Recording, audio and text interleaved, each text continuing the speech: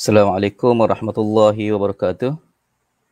Alhamdulillahirabbil alamin wassalatu wassalamu ala asyrafil anbiya wal mursalin wa ala alihi wa ashabihi ajma'in. Amma ba'd. Alhamdulillah kita masih lagi dapat bersama pada hari ini di dalam Facebook KAB Gold Dynamics Sdn Bhd. InsyaAllah pada hari ini kita nak sembang santai pada hari Sabtu. Saya rasa dah lama dah kita tak buat sembang pada hari Sabtu ni. Sembang-sembang minda syariah kan. Dah lama dah kita tak buat memandangkan banyak komitmen pada hari Sabtu. So insyaAllah pada kali ini kita sambung balik lah. Perbincangan-perbincangan yang menghangatkan pagi Sabtu. Kan. Bagi setengah orang pagi Sabtu ni tempat yang berehat lah. Hari family, hari nak shopping kan. Ini pun awal tahun. Alhamdulillah kita bermula sekali lagi untuk kita bincangkan isu yang berkaitan dengan syariah, terutama yang berkaitan dengan transaksi jual beli. Kita sudah banyak bincang tentang pelbagai isu dah sebelum ni, kan? Boleh refer dalam page KAB Gold Dynamic lah, kan? Isu jual beli emas secara online, isu ar-rahnu, kan? Isu Forex. Muhammad Nazif. Assalamualaikum waalaikumsalam warahmatullahi taala wabarakatuh. So siapa-siapa yang tengok live pada pagi ini boleh share, boleh share dalam Facebook masing-masing. Hari ini kita nak bincang isu multi level marketing, isu MLM. So MLM tu bukan malam, bukan singkatan kepada malam. Sebab ni dah siang. Ni dah pagi kan. Kita nak sembang tentang multi-level marketing. Multi-level marketing. Apa sebenarnya yang dikatakan multi-level marketing? Kan? Kadang-kadang ramai juga orang yang join KAB Gold ni, dia ingatkan KAB Gold ni buat multi-level marketing. Syuhai Razi, Assalamualaikum waalaikumsalam warahmatullahi wabarakatuh. Semoga Syuhai Razi pun berada dalam kesihatan dan dijaga oleh Allah Subhanahu Wa Taala. Harap-harap siapa yang tengok boleh komen, boleh share kepada kawan-kawan supaya ramai tengok pada hari ni. Bukan nak suruh orang tengok sangat, cuma kita nak luaskan perbincangan kita. Perbincangan tentang multi-level marketing dalam aspek-aspek syariah. Kalau yang ada pertanyaan, ada komen, ada isu yang nak dibangkitkan, boleh sama-sama bincanglah. Itu pun tak lama, kita ada masa dalam 40 minit saja kan, lebih kurang. Kita bincang isu multi-level marketing dari aspek syariah. Sebenarnya saya ada slide kan. Mungkin admin boleh paparkan slide. Pun kalau sudah terpapar, saya takut saya tak nampak. Kan kita ada slide tentang berkenaan dengan MLM ini. Multi-level marketing kan. Nanti kita akan tengok sama ada apa yang dikatakan KAB Gold yang buat sistem agent kan. Sama ada sistem agent ini kita katakan semua mesti agent, mesti MLM atau bagaimana kan. Bagaimana kita nak tahu MLM yang di luar sana patuh syariah ke tak patuh syariah kan. Sebab ada MLM yang dia ada cop patuh syariah kan. Dia buat MLM tetapi ada kelulusan patuh syariah, ada penasihat syariah. Walaupun tak wajib bagi syarikat MLM buat kepatuhan syariah. Tak wajib. Tapi kadang-kadang untuk keyakinan ahli, dia adalah kepatuhan syariah dia kan. Ada MLM yang tak adalah cop patuh syariah tu. Tapi sekurang-kurangnya kita tahu dia bukanlah ada isu-isu yang ketara haramnya. Macam kalau kita pergi kedai kan, tak semua kedai ada cop halal. Tak semua kedai ada cop halal. Yang tak ada cop halal itu belum tentu haram. Kalau terbukti ada kandungan haram, barulah kita kata haram. Tetapi yang ada cop halal, dah tentu confirm insya-Allah halal lah. Boleh diyakini lah halalnya kan. So macam tu juga MLM. So MLM yang tak ada penasihat syariah ni, orang kata masih terbuka lah kepada sama ada dia patuh syariah atau tak patuh syariah. Tetapi yang ada penasihat syariah, biasanya patuh syariah lah. Kan? Tetapi adalah beberapa kes MLM yang ada penasihat syariah tetapi ada unsur-unsur yang tak patut syariah. Kan? Sebab apa? Sebab MLM ni tak macam Islamic banking. Dia tak ada kepatuhan syariahnya, tak ada regulation. Dia cuma ada panduan yang diberikan. Yang itu kita bincanglah. Kan?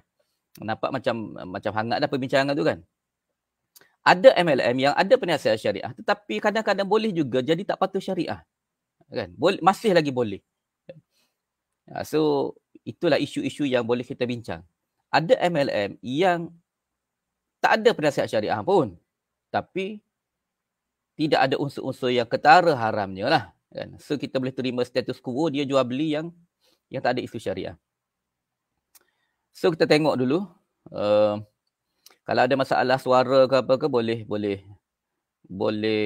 maklumkanlah ke dalam komen kalau saya nampak kan. Saya ni duduk live dekat StreamYard je. Saya tak nampak apa-apa yang komen dekat Facebook. Melainkan kalau admin siarkan. Oh, ada banyak juga komen kan. Orang bagi salam tu. Semua saya jawab tu. Waalaikumsalam warahmatullahi wabarakatuh. Muhammad Hazif daripada KAB Kelantan. Oh, Kelantan. Orang mana tu Kelantan tu? Jadi kita tengok MLM, kita ubah tengok slide yang pertama dulu. MLM ini dia banyak biasanya dipergunakan untuk mengauk keuntungan, kan? Kadang-kadang dia buat skim cepat kaya tetapi dia menggunakan lesen MLM, kan? Ada tu MLM yang tak berlesen yang dia dakwa MLM sedangkan dia skim cepat kaya. Banyak juga MLM yang berlesen, maksudnya lesen dia dapat lesen daripada Kementerian Perdagangan Dalam Negeri. Tetapi dia buat unsur-unsur yang sama seperti skim Ponzi ataupun skim cepat kaya. Dan MLM ini lubuk, orang kata lubuk untuk menarik orang untuk join skim cepat kaya. Kan? Sebab hubungan MLM dengan skim Ponzi, nanti kita jelaskan apa maksud skim Ponzi tu kan. MLM dengan skim Ponzi ni dia tak jauh berbeza. Dia tak jauh sangat. Very thin line, sangat nipis. Oh, Muhammad Nazif Pasir Bekan dekat kapal hamba tu. Kan? Hamba duk kutai. Muhammad Nazif insya-Allah kita klik boleh kucatan. MLM ni dia hampir dekat dengan skim piramid. Dia hampir sama dengan skim piramid. Bezanya ada beza, kita akan tengok nanti. Macam mana kita nak tahu perbezaannya, kan? Tetapi biasanya kalau MLM itu ada lesen, kita kena tahu hak-hak kita sebagai ahli MLM. Dan senang untuk kita uruskan. Tapi kalau MLM yang tak ada lesen, memang payahlah. Kalau rugilah. Kalau kena tipu lah. Kan? So kita tengok banyak skim-skim MLM ini cuba menarik ramai, terutama pelajar IPT. Pelajar IPT ni dia suka cari duit. Kan? So mereka menjeratlah mereka dengan isu-isu bisnes-bisnes seperti ini. Okay, next slide.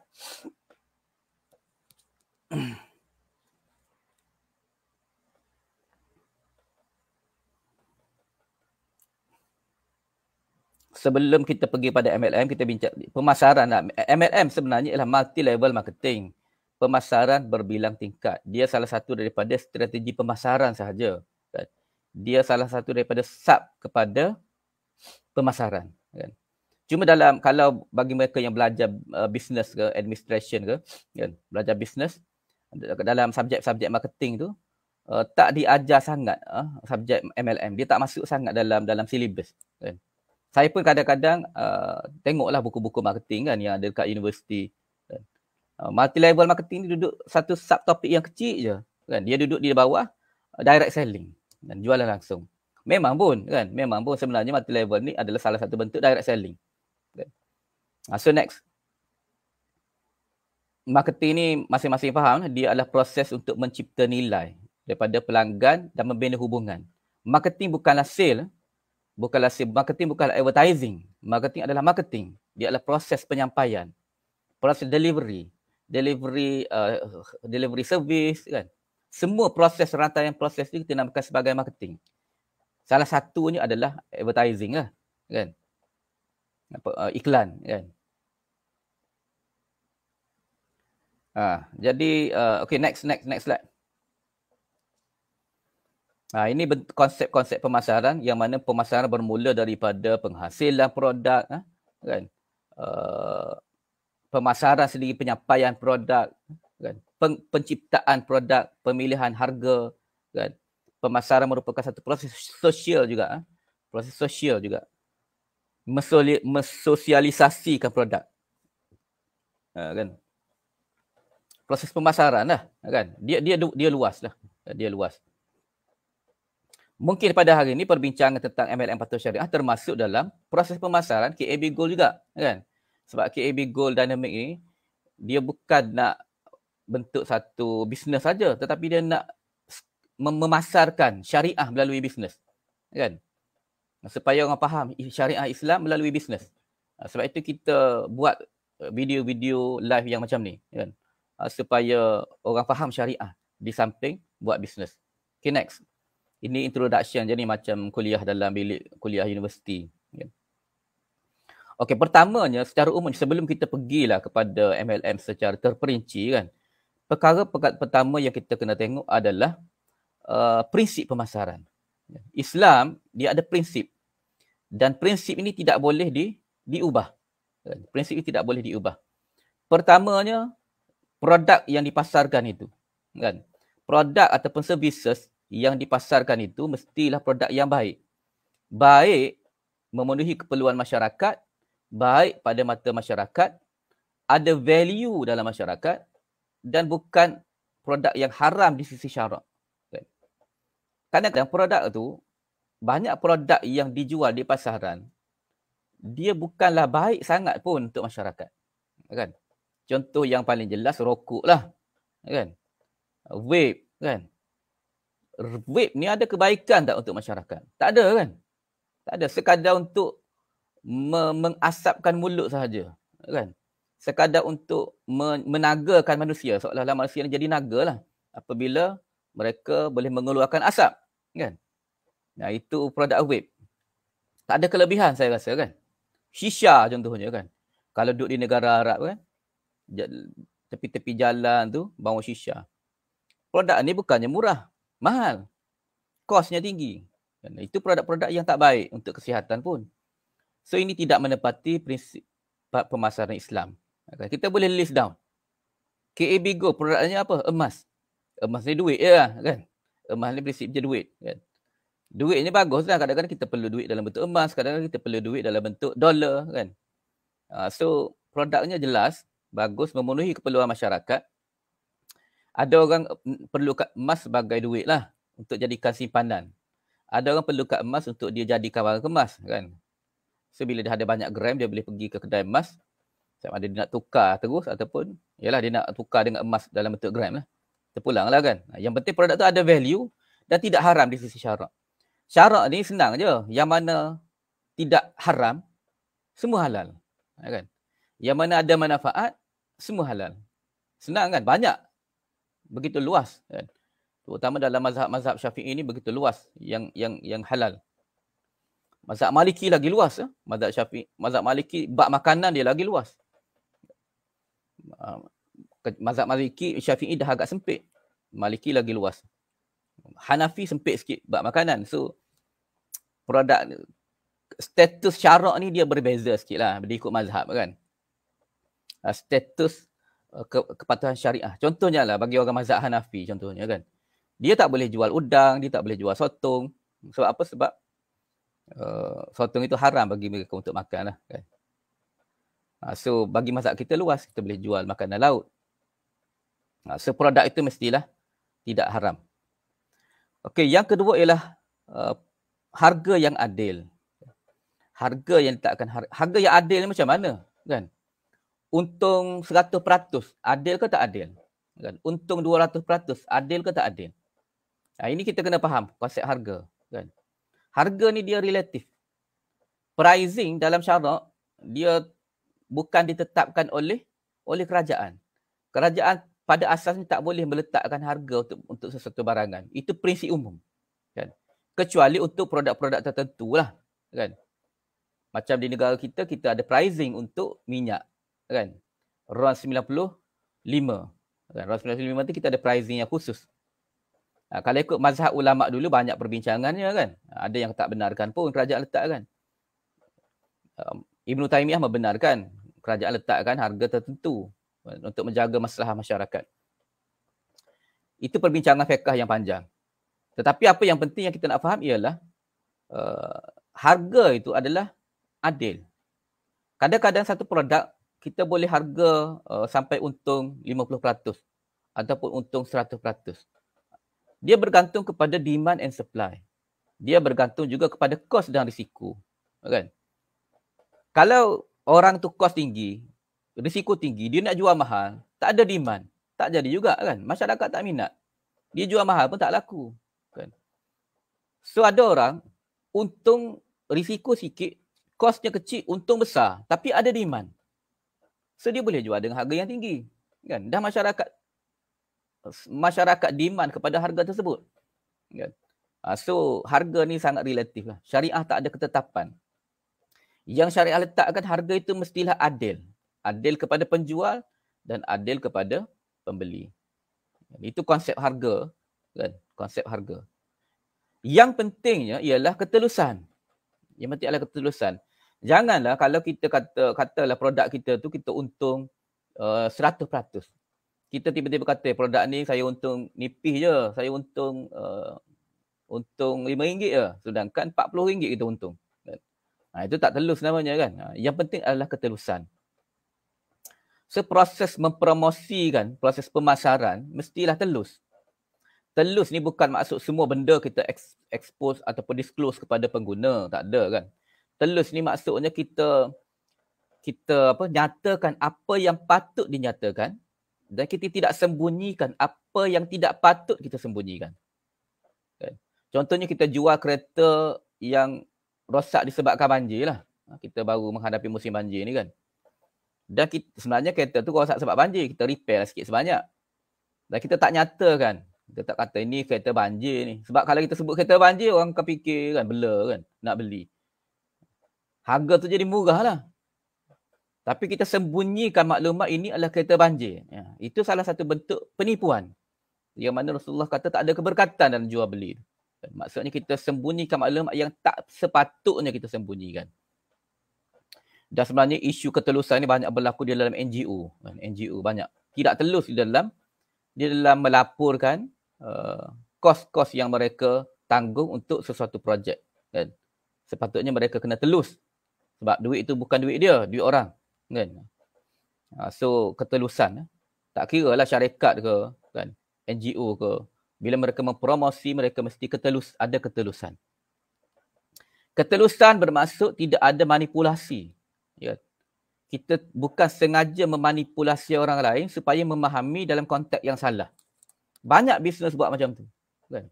Dia manipulate pemikiran pelanggan supaya fikir produknya bagus sedangkan produk tak bagus. Kan? Dia tak menipu, dia cuma manipulate. Dia bawa pelbagai isu kan. Itu promosi yang tak telus lah.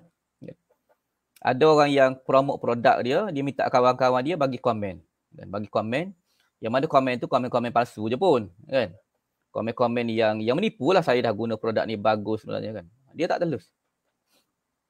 Tak telus itu suatu pembohongan juga sebenarnya. Tetapi tak adalah kita kata kena telus semua perkara kan. Semua kos kita nak telus kepada masyarakat.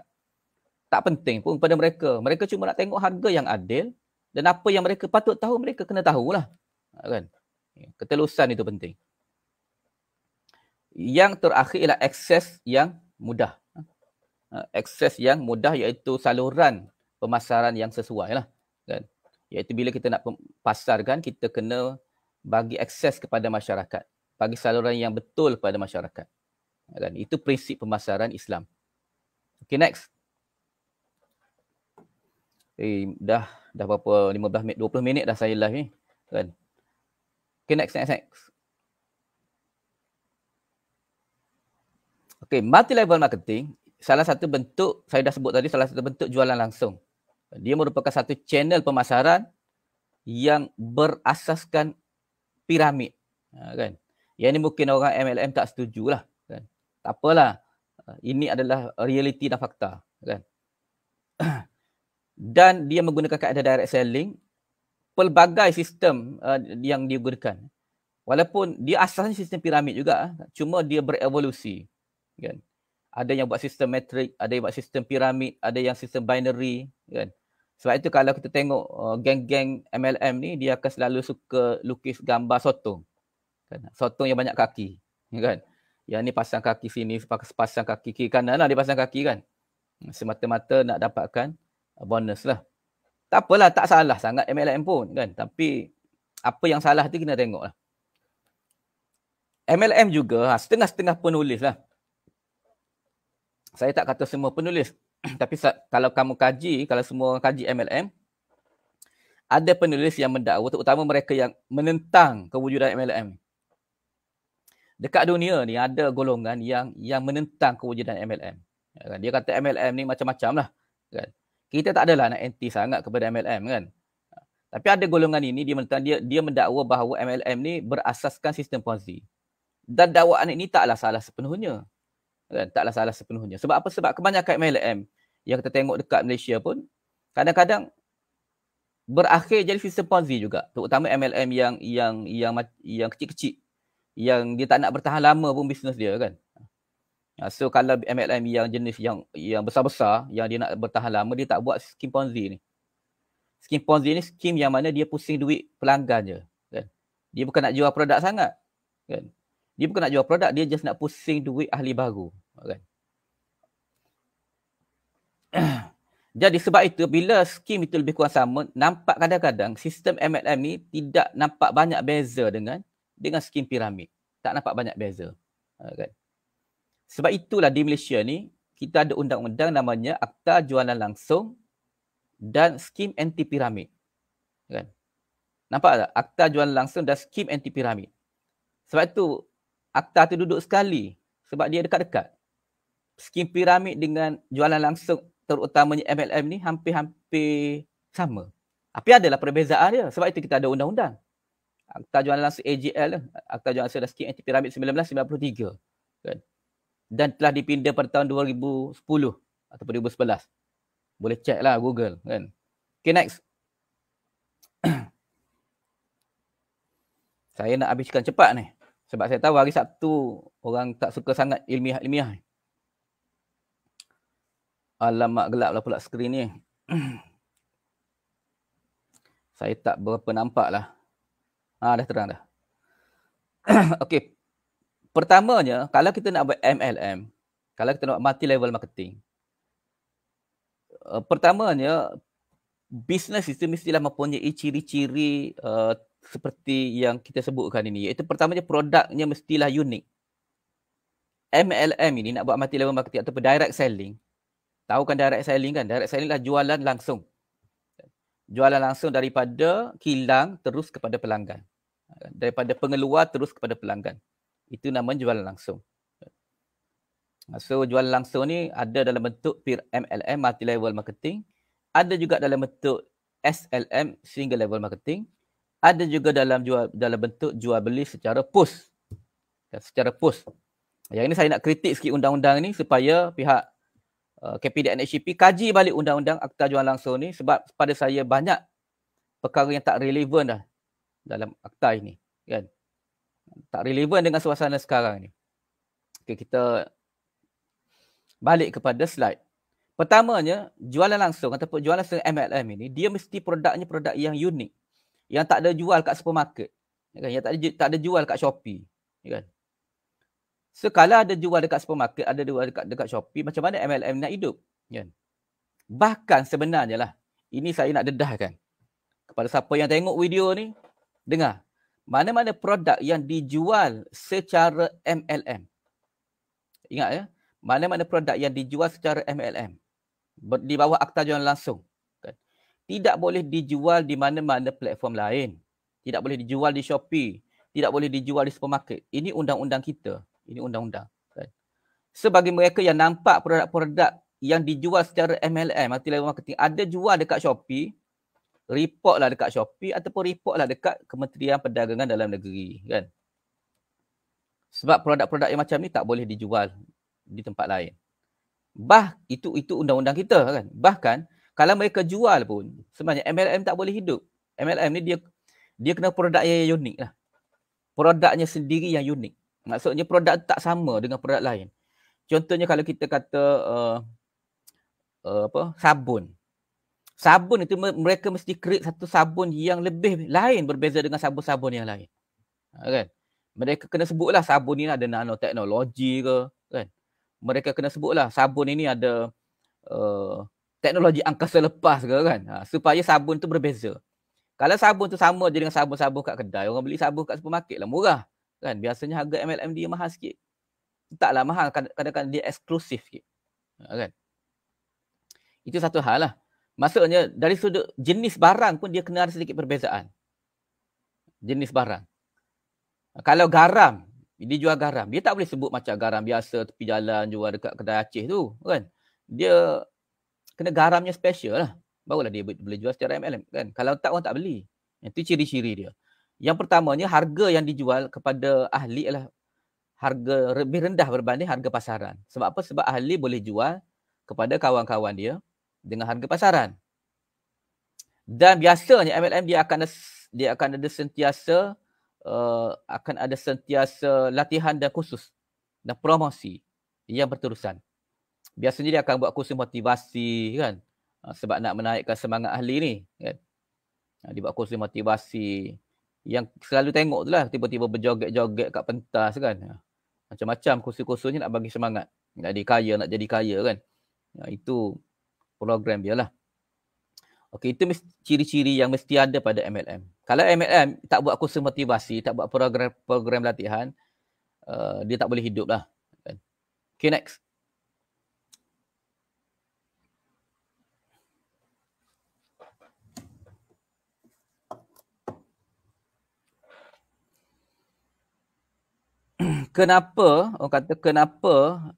Apakah kebaikan MLM? Kenapa company memilih untuk buat MLM? Kenapa company memilih untuk buat MLM? Sebab dia ada kebaikan dia. Antara kebaikan MLM ini ialah MLM ini dia mengurangkan kos promosi. Konon-kononnya lah. Kan? Konon-kononnya MLM ni kurangkan kos promosi. Sebab itu jarang kita tengok MLM diiklankan di TV, tak ada, kan? MLM ni diiklankan di billboard tu adalah jarang-jarang, kan? Di radio pun jarang kita dengar, kan? Sebab dia nak kurangkan kos promosi. Berbanding dengan bukan MLM, macam kita tengok Pepsi, Coke, kan? Mereka sentiasa iklan di TV. Milo, orang dah kenal pun Milo. Tetap ada iklan. sebab itu mereka nak sebab itu mereka hiduplah di pasaran, dikenali. Tapi MLM ni dia nak kurangkan kos pemasaran dia, kos periklanan dia. Lalu dia lantik ejen-ejen lah supaya mempromosi. Dan biasanya dia lebih murah sebab dia menggunakan kaedah viral marketing ataupun kita namakan sebagai WOM, W-O-M, word of mouth. Kan? Word of mouth, iaitu buah mulut orang kata, kan. Kaedah jual beli buah mulut, jualan secara buah mulut ini, kaedah promosi lah. Lebih berkesan 70% berbanding dengan kaedah periklanan. Kemudian kebaikan juga dia boleh menggalakkan kesetiaan. Biasanya bila kita dah masuk MLM, kita akan setia dengan produk, kan? Kita biasanya kalau kita guna ubat gigi brand tertentu, bila kita masuk MLM, kita akan setia dengan produk tu lah. Kita tak cari dah ubat gigi brand lain. Kita dah jadi terikat, kan? Sebab kononnya kita akan dapat harga yang lebih murah. Kemudian menggalakkan hubungan. So antara kelebihan lagi dia ada hubungan syarikat dan pelanggan. Dia ada hubungan yang erat, syarikat dan pelanggan. So itu antara kebaikan dia, kan? Banyak orang kritik juga, kan. Pertamanya kualiti produk biasanya diperbesarkan. Produk tak ada kualiti sangat. Biasa cuma diperbesar-besarkan. Nah ini kadang-kadang dia vitamin C biasa je, kan. Tapi ejen mempromosi seolah-olah vitamin C dia lah yang terbaik di dunia, kan. Nah, itu kritikan lah, kan. Tak semua ejen buat macam tu, kan. Tapi bila ramai ejen buat macam tu, ejen MLM buat macam tu, maka orang kritik lah. Seterusnya dia tidak, sebenarnya yang mendakwa MLM ni boleh mengurangkan kos produk, setelah kita kurangkan kos periklanan, ada yang dakwa sebenarnya kos produk tak kurang pun. Sebab terlalu banyak bonus. Bonus daripada, kadang-kadang bonus sampai 5 level bonus. Mungkin bonus saja dah 40% ataupun 50% bonus untuk ejen sahaja. Belum lagi keuntungan syarikat. So, produk akan jadi mahal.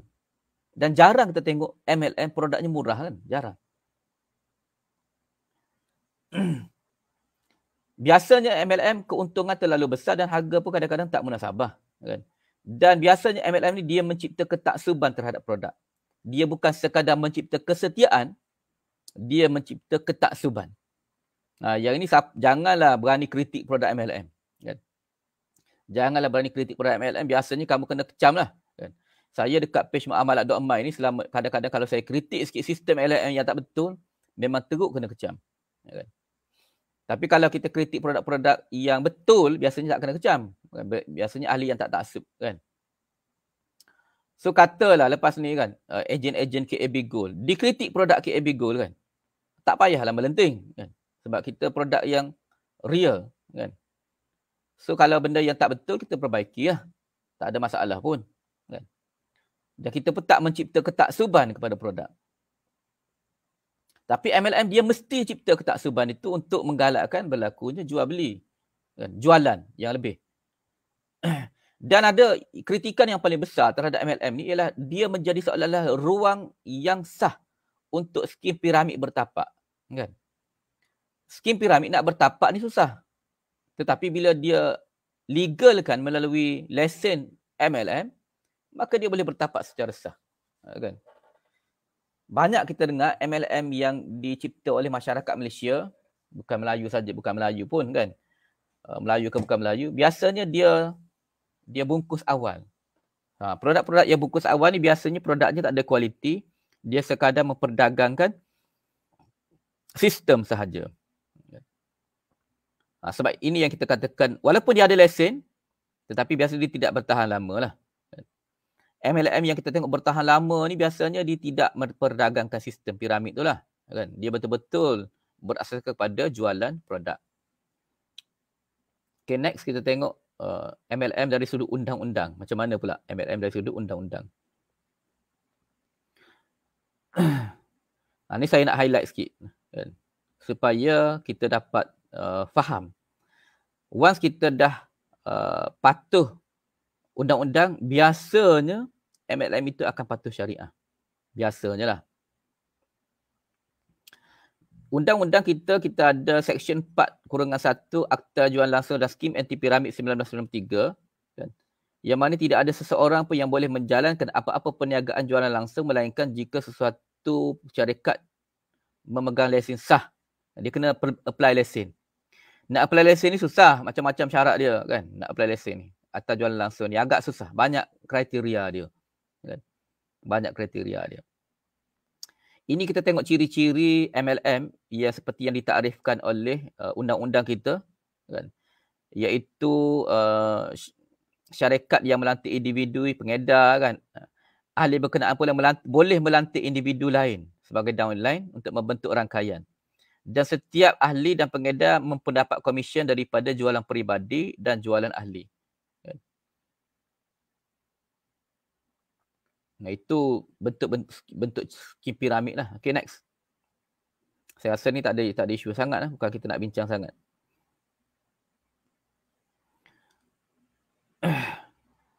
Kita tengok pada pelan pemasaran. Pelan pemasaran dalam MLM. Pertamanya, pelan penyampaian skim itu tidak boleh mengelirukan. Yang paling penting, ciri-ciri yang paling penting bagi MLM ialah pembayaran insentif. Pembayaran insentif kepada ahli mestilah berasaskan jumlah atau kuantiti barangan atau perkhidmatan yang dijual. Nah, ini kita kena highlight. You buat sale, you boleh dapat insentif. Beli saja tak dapat insentif. Kan? Insentif berasaskan jualan, bukan insentif berasaskan belian. Contoh, ahli nak naik pangkat, dia kena beli sekian-sekian banyak produk, dia boleh naik pangkat. Kan? Tak boleh. Itu skim piramid namanya. Itu MLM yang tak patuh undang-undang. Kalau kamu jumpa MLM yang macam tu, kan, kalau siapa-siapa yang jumpa MLM yang macam tu, dia adalah tak patuh undang-undang. Contohnya beli banyak aja boleh dapat insentif, boleh naik pangkat. Kan? Boleh naik pangkat. Dia tak boleh beli banyak naik pangkat. Dia kena sale banyak baru naik pangkat. Kan? Sebab itu kalau kita tengok MLM yang besar-besar, yang daripada overseas, dia base kepada sale. Orang tu jual banyak bola ni, baru naik pangkat kan. Kalau dia jual sikit, dia tak naik pangkat. Kalau dia beli banyak pun, dia tak naik pangkat. Dia kena jual banyak. Tapi ada ruang lagi untuk dimanipulasi. Tapi tak apalah, kita tengok bagaimana undang-undang kita cuba tutup ruang itu balik supaya daripada dimanipulasi. Peserta tidak boleh membeli barang atau perkhidmatan pada amount yang tidak munasabah. Kan?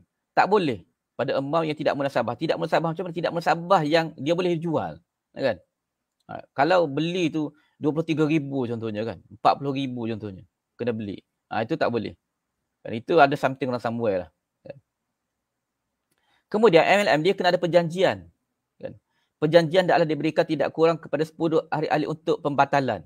Kita panggil cooling off period. Dalam MLM, kalau kita masuk dalam mana-mana MLM, kita boleh batalkan keahlian kita. Kalau kita dah bayar yuran, kita boleh batalkan, ambil balik yuran tersebut dalam masa 10 hari bekerja kan. 14 minggu lah. 14 hari bekerja ni kita kira 2 minggu lah. 2 minggu. So dalam masa 10 hari tu kalau kita dah terbayar ke apa ke, ataupun kita dah beli package yang pertama ke, kan, kita boleh dapat full refund. Full refund dalam masa 10 hari. So gunakanlah 10 hari tu untuk fikir balik lah. Terutama MLM yang mensyaratkan kita beli produk yang banyak. Apabila terdapat pembatalan keahlian di bawah perenggan A tadi tu, yang atas tu, peserta hendaklah dibayar semua full refund. Ini undang-undang kita dah cuba untuk melindungi dah ahli MLM. Cuma kadang-kadang peruntukan seperti ini tidak diberitahulah kepada ahli. Kalau dia beritahu macam mana orang atas nak dapat point, kan? Nak dapat PV. Jadi orang atas tak akan bagi tahu. Kawan tu jadi ahli, beli package harga 40,000, 20,000 kan, 30,000. Dia pun tak bagi tahulah.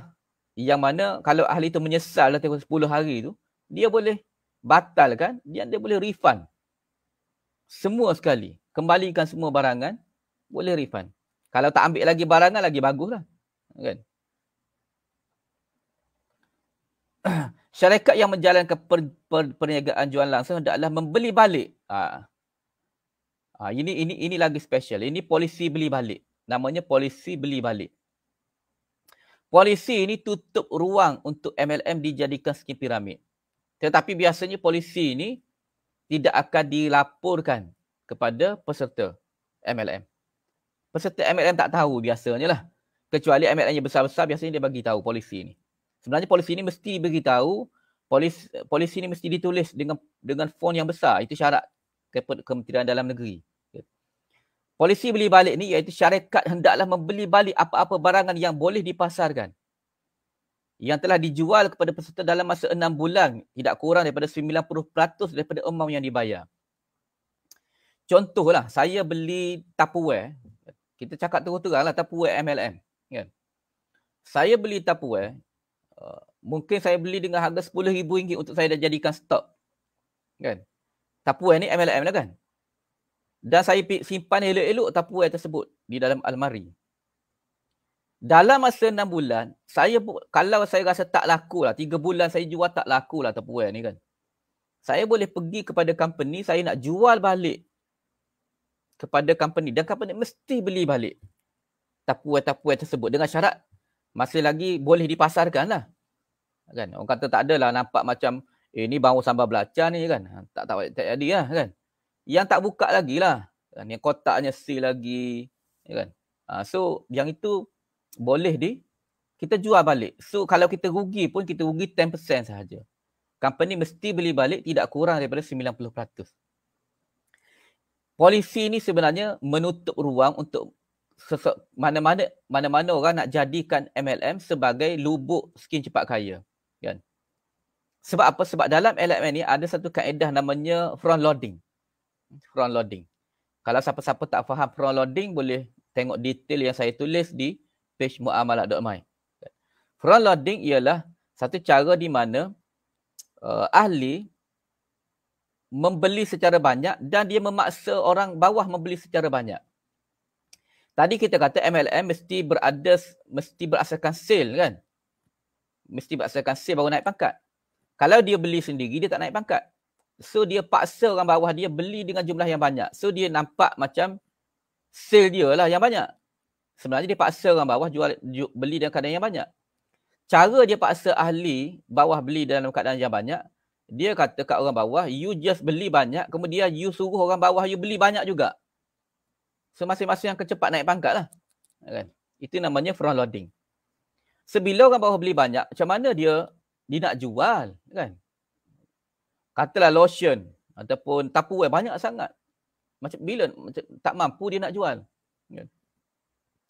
Sebab itu dalam MLM ni dia berikan peluang dalam masa 6 bulan, kalau produk tu bagus lagi, tak buka kotak lagi, kan? Cantik lagi pembungkusannya, tak expired lagi, kita boleh jual balik kepada syarikat. Yang mana kalaulah kita rugi pun hanya 10% sahaja yang kita rugilah. Dah biasanya lah kalau MLM yang kecil-kecil ni kan, kalau you buat polisi beli balik ni, kena terminate lah ahli. Kena terminate ahli. Sebab company of course akan rugi.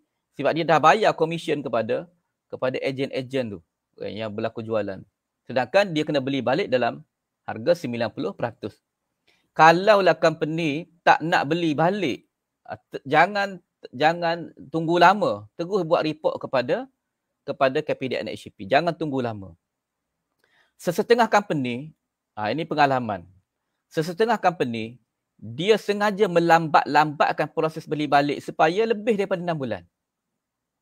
Dia buat-buat tak tahulah. Kata orang nanti minggu depan lah datang kan. Nanti buat laporan minggu depan lah. Tunggulah dulu nanti kita bincang kan. Akhirnya bila nak bincang-bincang, lepas 6 bulan pelanggan sudah tak ada hak untuk buat laksanakan polisi beli balik ini. So inilah kita kena berhati-hati apabila kita masuk MLM, kita kena tahu right kita sebagai ahli yang telah dilindungi oleh undang-undang. Okay, next. Masa pun dah ada 10 minit lagi ni. Apa beza MLM dengan piramid? Skim piramid, bezanya ialah skim piramid ini dia, katalah dia nampak macam MLM juga, dia ada produk lah. Ada skim piramid yang tak ada produk. Ada skim piramid yang ada produk. Skim piramid, walaupun yang ada produk, promosi sesuatu skim itu adalah semata-mata atau terutamanya melalui perekrutan. Bonus yang didapat kerana rekrut, bukan kerana jualan. Kan? Bukan kerana jualan. Kerana rekrut. You dapat rekrut ahli ataupun dia letakkan yuran keahlian yang mahal. Biasanya dia letakkan yuran keahlian yang mahal lah untuk skim piramid ni kan.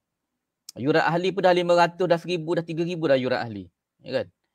So bonus dapat daripada rekrut ahli ni tinggi. Jarang MLM yang besar-besar, yang international, kita tengok bonus rekrut ni tinggi. Jarang.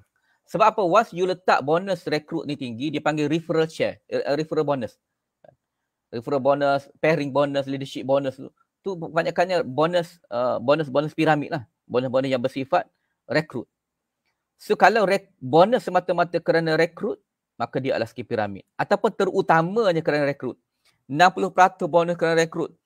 Hanya 40% sahaja bonus jualan. Pun dianggap sebagai skim piramid. Ini yang saya petik ni daripada akta ni, daripada jadual ke-9 kan, di belakang akta, jadual belakang akta. Kan? Bonus dibayar kepada peserta semata-mata atau terutamanya kepada perekrutan. Lebih kurang lah. Kan? Pembelian wajib atau bayaran minimum. Dia ada pembayaran wajib atau kehendak jualan dikenakan sebagai syarat untuk mempunyai kelayakan. Dia ada jualan wajib nak dapat kelayakan tertentu. Sebab MLM tak boleh buat jualan wajib. Jualan tu jualan yang berlaku secara natural. Kan?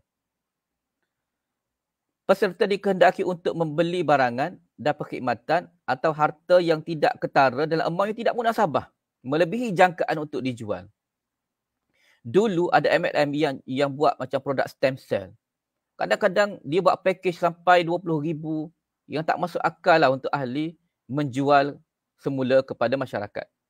Ya kan? Itu antara ciri-ciri piramid lah. Kan? Kalau dia buat package-package yang macam tu. Kehendak dan struktur pelan pemasaran berasaskan piramid yang ketat dan tidak munasabah kepada ahli untuk dibayar bonus sebaiknya kan. Dia macam bonus itu hanya base kepada rekrut je. Kalau tak dapat rekrut, tak dapat bonus. Kan? So itulah skim piramid. Okay, next. Dalam kajian yang telah dibuat oleh banyak jurnal-jurnal yang saya baca, ada beberapa fakta menarik. 90% peserta MLM kerugian berbanding dengan pelaburan yang dibuat. Ini MLM yang apa? Kebanyakan lah ada orang kata MLM ni menguntungkan. Tak juga sebenarnya, sebab kadang-kadang MLM ni terutama yang bukan genuine lah. Dia kena labur banyak. Kan? Nak tahu macam mana MLM itu yang bukan genuine, dia buat program, dia paksa ahli dia pakai kereta mahal, sewa kereta, pinjam jam Rolex, kan? Kalau yang perempuan kena pakai barang kemas yang mahal, kan? Kalau tak ada barang kemas kena sewa. Itu ciri-ciri MLM yang tak berapa bagus lah. Kan? MLM yang ketara dia tak tonjolkan kemewahan dia, kan? Dia tak tonjolkan kemewahan dia, kan? Dia cuma tonjolkan produk. Biasanya MLM yang ada suspicious ini, dia suka tunjuk duit banyak, kan? Dekat Facebook tunjuk duit. Duduk berdiri di atas bumbung kereta Ferrari, ya kan? Itu ciri-ciri tu, kan? Jadi kita becam lah. Itu bukan MLM tu. Leader-leader pula tunjuk kemewahan, kan? Panas-panas pun dia sanggup pakai kod, kan? Tu ciri-cirinya lah. Kan? Nak tunjuk mewah tu, kan? MLM. Masa yang dihabiskan oleh peserta MLM tidak berbaloi dengan keuntungan yang diperolehi. Ada orang kata lah MLM ni kita bebas, masa kita bebas. Kan? Tapi sebenarnya masanya habis melalui MLM je. Kan? Masanya melalui MLM. Hampir semua masa dia. Masa dengan family pun tak ada. Kan? Sebab asyik dengan MLM. Dan 80% MLM tidak kekal. Yang kekal cuma MLM yang orang kata yang betul-betul pure lah. Yang jual produk. Kan? 80% MLM tidak kekal. Terutama yang jual produk-produk kesihatan ni. Dia muncul sekejap je. Stem cell lah, kan. Macam-macam lah ubat-ubat kayangan, kan. Ubat daripada angkasa. Dan ada juga orang kritik MLM ni merosakkan silaturahim. Sebab lama tak jumpa kan, tiba-tiba ajak jumpa. Ingatkan nak eratkan silaturahim. Belum apa-apa dah promote produk. Kan. Kadang-kadang kita tak kenal siapa-siapa add Facebook kita kan. Bagi salam pun tak, terus campaign produk. Okey, hukum MLM. Masa pun dah nak habis ni. Hukum MLM, saya bagi secara ringkas. Kita ada dua fatwa tentang MLM. Fatwa muzakarah fatwa lah. Bukan fatwa di peringkat negeri. Muzakarah fatwa. Muzakarah fatwa ni dia hukum yang panduan sahaja. Panduan hukum. Dia tidak boleh kita guna di mahkamah syariah. Sebab dia tidak mengikat mahkamah syariah. Ya, fatwa negeri-negeri sahaja mengikat mahkamah syariah. Tapi dia sebagai panduan lah kan. Tak semestinya hukum itu mengikat baru kita nak follow. At least kita tahu. Kita ada dua fatwa. Fatwa yang pertama ialah mana-mana MLM yang diluluskan oleh kerajaan adalah harus dan tidak bercanggah. Itu fatwa yang pertama. Dalam Muzakarah Fatwa tahun 2006. Tahun 2011, Muzakarah Fatwa meluluskan satu garis panduan perniagaan jualan langsung yang berasaskan syariah. So, garis panduan ini meletakkan kriteria macam mana MLM yang patuh syariah. Dan kita berterima kasihlah kepada ramai asatizah kita yang menyiapkan parameter ni bersama JAKIM kan, untuk memastikan MLM yang mana patuh syariah dapat dikenal pasti oleh masyarakat. Kan. Sebab banyak sangat MLM yang mengarut ni kan. Yang macam-macam jual produk yang tak patuh syariah lah kan. Promosi yang keterlaluan lah. Sebanyak. Sebab itu JAKIM keluarkan garis panduan perniagaan jualan langsung secara berbilang tingkat. Siapa-siapa nak download boleh download je di dalam Google je banyak. Dan dua fatwa ini tidak bercanggah antara satu sama lain. Fatwa yang pertama tu secara umumnya tidak bercanggah dengan syariah. Contohlah orang bagi mana-mana MLM yang terkenal. Saya tak nak sebut sebab saya takut orang kata saya buat endorse. Kan? Tetapi mana-manalah produk MLM yang telah diluluskan oleh Akta Jualan Langsung dan tak ada isu sangat, kan? Dia secara umumnya tak bercanggah dengan syariah. Tapi kalau kita nak kata dia itu 100% patuh syariah, itu dia kena ada penasihat syariah lah. Dia kena require kepada muzakarah fatwa yang kedua, garis panduan itu. Tapi secara umumnya, kalau dah ikut undang-undang itu, kalau ada polisi beli balik, kan? Kalau harganya yang ikut yang saya sebut tadi tu kan, dia dah tidak ada isu syariah lah kita kata, kan? Haruslah tidak bercanggah dah dengan syariah. Tapi nak confirm lagi, lantiklah penasihat syariah, kan? So, ini fatwa di Malaysia lah. Kita tengok pula pendapat ulama di dunia ni macam mana, kan? Kita tengok next slide ada. Sebenarnya tak, ulama berbeza pendapat juga tentang keharusan MLM. Ada pendapat yang mengharuskan secara bersyarat dan ada pendapat yang mengharamkan. Maksudnya ulama ni tegas lah. Ulama yang mengharamkan ni dia banyak tengok MLM dalam kacamata sebagai skim piramid. Mungkinlah sebab bila MLM masuk kat negara Arab, saya ingat nama ProQuest ke apa masuk, saya tak ingat lah. Masuk di negara Arab, dia masuk dalam bentuk skim piramid. Lalu dia diharamkan lah. Kan? Ada pendapat yang membenarkan tetapi bersyarat lah. Syarat-syarat pun sama seperti yang kita sebutkan tadi. Jangan ada penipuan, jangan ada manipulasi, ya kan? Jangan macam skim cepat kaya yang merekrut ahli je, kan? Kena base kepada jualan produk baru dapat bonus. Sependapat yang mengharamkan, kita tengok tu detail, Saudi lah. Jordan pun mengharamkan. Syekh Ali Al-Quradari pun antara orang yang mengharamkan. Yusuf Qardawi, saya tak pasti. Wahbah Zahili mengharuskan. Profesor Ahmad Saad, saya punya supervisor di Jordan, mengharuskan juga tetapi bersyarat lah. Kan? Mesir dan Malaysia. Itu yang mengharuskan. Tapi dengan syarat-syarat yang ketat.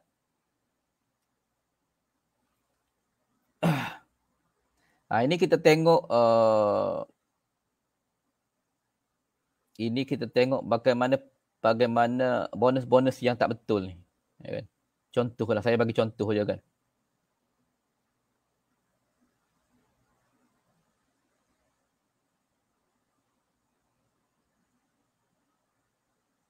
Next slide. Masa dah tak ada dah, next slide. Tak bergerak slide saya ni. Kita cepat-cepatkanlah tengok contoh-contoh bonus-bonus yang tak betul. Dah bergerak ke slide? Saya tak nampak. Ni contoh. Ni contoh-contoh bonus yang tak betul kan. Banyak contoh-contoh bonus yang tak betul tadi. Dulu pun Power Goal, saya berani sebutlah powergoal.biz dulu kan. Dia buat package pemasaran yang mirip kepada skim piramid. Kan? Sebab itu dulu dia masuk dalam watchlist bank negara lah. Kan? Watchlist bank negara. Pertamanya dia, dan yang keduanya jual beli emas tak boleh di bawah jualan langsung, tak boleh secara piramid, tak boleh secara MLM. Sebab itu company emas macam KAB Gold ke kan, Public Gold ke, dia tak boleh buat piramid. Dia tak boleh buat MLM, tak boleh buat. Sebab memang tak boleh. Dia tidak dibenarkan oleh Kementerian Perdagangan Dalam Negeri. Kan? Jadi menjawab persoalan yang ramai tanya, KAB Gold ni bonus-bonus ni kan, insentif lah kita katakan, insentif agent ni adakah MLM? Bukanlah. Sebab memang tak boleh buat MLM pun. Once dia buat pemasaran macam MLM, cari ahli macam ni terus masuk dalam list bank negara, kan? Sebab itu KAB Gold tak ada cari ahli kan. Beli biasa je kan. Ahli website je lah. Ahli website untuk beli, daftar for free, tak kena bayar. Dah bila daftar pun tak wajib beli. Ada duit simpan, tak ada duit tak apa, kan? Kadang-kadang kita bagi promosi untuk ahli yang setia tu, dia beli banyak, dia dapat Gold Advisor lah kan. So dapatlah rebate sikit kan. So itu bukannya skim piramid. Itu bukannya skim piramid kan. Bahkan tak ada pun mempromosi mencari ahli, tak ada. kan. Tak ada, itu bukanlah skim piramid. So banyak kita tengok kan. So secara umumnya apa yang wajar kita lakukan untuk mengelakkan terlibat dalam MLM yang berupa skim piramid ini? Pertamanya, berhati-hatilah dengan perkataan jom jana income bersama saya kan. Tak salah perkataan ni pun kan, tak salah, jangan misquote saya kan. Tapi kebanyakan kalau yang selalu ajak jom jana income itu skim piramid, skim cepat kaya tu kan. Sebab biasanya kalau orang tu kaya, dia tak ajak orang lain kaya, dia kaya seorang-seorang je kan. Buat apa nak ajak orang lain kaya bersama-sama kan. Dia nak ajak tu, dia nak ambil duit lah tu kan. Tapi kadang-kadang adalah juga kan, bukan perkataan salah, tapi biasanya kita kena hati-hati sikit lah kan. MLM yang macam tu kan. Biasanya MLM yang kalau ada bila ditunjuk kemewahan, kalau MLM yang jenis tunjuk kemewahan itu tolak. Itu banyakkan bukan pure MLM. MLM yang sebenarnya ejen dia tak tunjuk kemewahan sangat. Kan? Walaupun dia mewah kan. Saya kenal kawan-kawan kita yang jual jadi ejen emas ni kan. Dia kaya-kaya kan, tapi dia tak tunjuk pun jam Rolex dia kan. Bahkan dia tak mewah pun. So biasanya strategi menggunakan kemewahan ini adalah strategi skim piramid, bukan MLM. Kalau dia adalah MLM pun, MLM-nya tak boleh bertahan lah. Ataupun kita Google sikit je kan. Kalau nampak banyak sangat orang keluar perkataan penipu scam tu, kena hati-hatilah. Kalau 1-2 tu mungkin belum lagi kan. 1-2 keluar yang suggestion tu dekat Google. Google ni pun dah pandai, dia ada artificial intelligence kan Google ni kan. Dia boleh trace dah kalau skim tu menipu kan. Yang paling senang semak dengan KPDN SCP, Kementerian Dalam Negeri tu kan. Sama ada lesen ke tak ada lesen. Kalau ada lesen, apa-apa yang berlaku pun kita boleh claim lah. Kita boleh guna polisi beli balik kan, macam-macam. Kita boleh report, kita boleh masuk kepada tribunal. Kalau yang tak ada lesen AJL, macam mana kita nak refund balik? Itu susah lah kan. So make sure kalau nak join MLM, pastikan dia ada lesen. Dia tulis lesen tu AJL, bukan anugerah jualan ragu, akta jualan langsung. Teliti dahulu produk dan search produk di pasaran dan bandingkan harga. Kalau kita nak masuk MLM itu dengan sebab produk tu, dia kata produk tu ada teknologi macam-macam. Boleh Google zaman sekarang ni kan. Search dulu kan. Jangan mudah dengar je penjual cakap. Dia kata produk dia ada ginseng lah, ada apa lah kan. Makan ini jadi sihat. Search lah kebaikan ginseng. Beli ginseng kat tanam boleh kan. Beli produk lain pun ada ginseng murah juga kan. So jangan terpedayalah kalau dia betul-betul memperbesar-besarkan kelebihan produk. Kan? Pun kena hati-hati bila ada MLM yang memperbesar-besarkan sangat kelebihan produk dia. Kan? Semak kontrak. MLM mesti ada polisi beli balik. Mana-mana MLM mesti ada polisi beli balik. Kan? So kalau you terlibat dengan MLM, kalau rasa nak test MLM tu hebat tak hebat, dan setelah beli produk, cuba jual balik kepada company dengan harga tak kurang daripada 90%. Dia buat ke tak? Kan? Dia buat ke tak? Sebab kalau MLM itu bagi bonus dengan belian kita, dia tak akan boleh laksanakan polisi beli balik sebab dia dah bagi bonus. MLM dia kena bagi bonus dengan sebab jualan kita. So kalau kita beli dengan dia dengan harga diskaun lah, RM80, harga jualan 100. Kita jual balik kat dia mungkin dalam RM70. Kan? So kita tak dapat bonus lagi lah. So kita test MLM gitu. Ejen-ejen Tupperware ke, ejen-ejen Shaklee kan. Ini MLM yang genuine punya ni. Kan? Yang ada akta. Boleh test. Boleh test sama ada company itu laksanakan tak polisi beli balik. Tapi kena terima risiko lah. Mungkin kena terminate lah. Kan? Tak apalah, carilah anak beranak kan. Yang nak test kan. Yang jadi ahli sekejap, beli dan jual balik. You akan rugi 10%, tapi at least kita tahu company kita memang melaksanakan polisi beli balik. Meyakinkan lah. Rugi 10%, rugi lah sikit. Jangan beli banyak, beli sikit je. Okay, banyak lagi lah. Yang pertamanya, yang paling penting kita guna kecerdikan lah sikit. Kan? So next, yang kesimpulan skim yang berasaskan kepada cari ahli adalah diharamkan.